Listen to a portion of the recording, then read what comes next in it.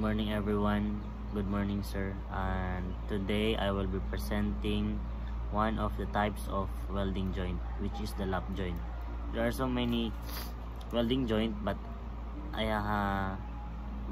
inatasan lang ako na gumawa ng isang lap joint. And dito meron akong nagcut ako ng dalawang cardboard or carton or cardboard, and then dalawang isang pieces, parehas lang ng size, ganito, ayan ang size. And then lap joint is created by overlapping two pieces of material, placing one top of the other and then welding along the edge where they meet. So ang lap joint draw ay isang uri ng welding na dalawang piraso ang ginamit. Like for example, itong cardboard, isa itong metal, kunwaring metal lang ito. Ginamit ito, dalawang metal, tapos ang lap joint ay nandito sa taas yung isa na nakapatong dito. Tapos ito yung nagsisilbing joint nila, lap joint.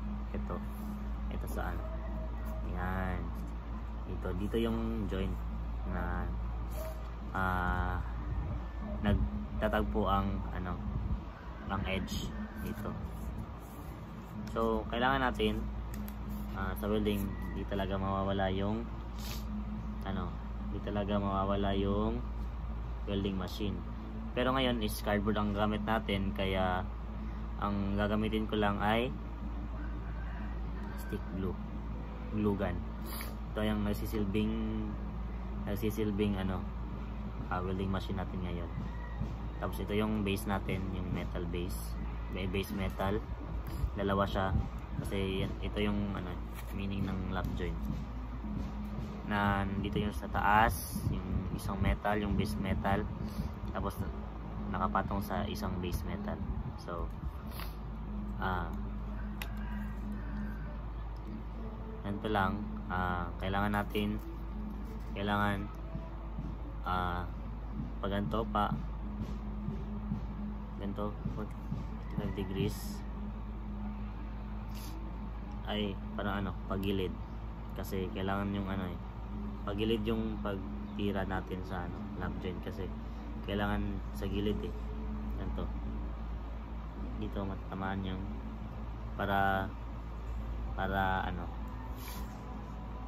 para dumikit yung rod natin ng maigi, dumikit ng maayos. Kasi pag ganito lang, pag 45 degrees tas ganito, hindi pa tagilid.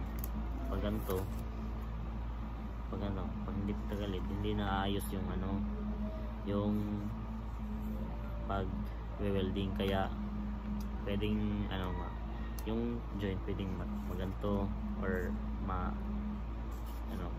masira or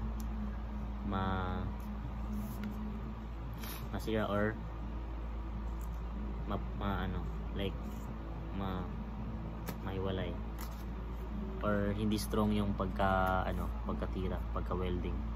Kaya kailangan patagilid, kasi joint to dito sa edge. Let's start. Hindi ko makikita kasi, pero nakita ko ngayon. So ito yung first try, like dito sa joint, na welding na siya, dito sa joint. Kailangan natin ng finishing.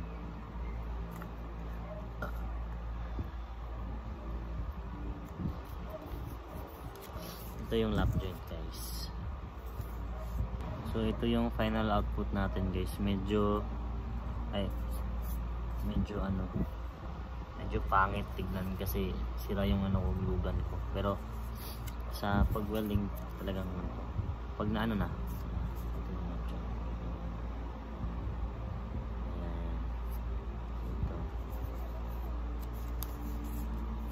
place, one dito top. So that's all. Thank you for listening and goodbye.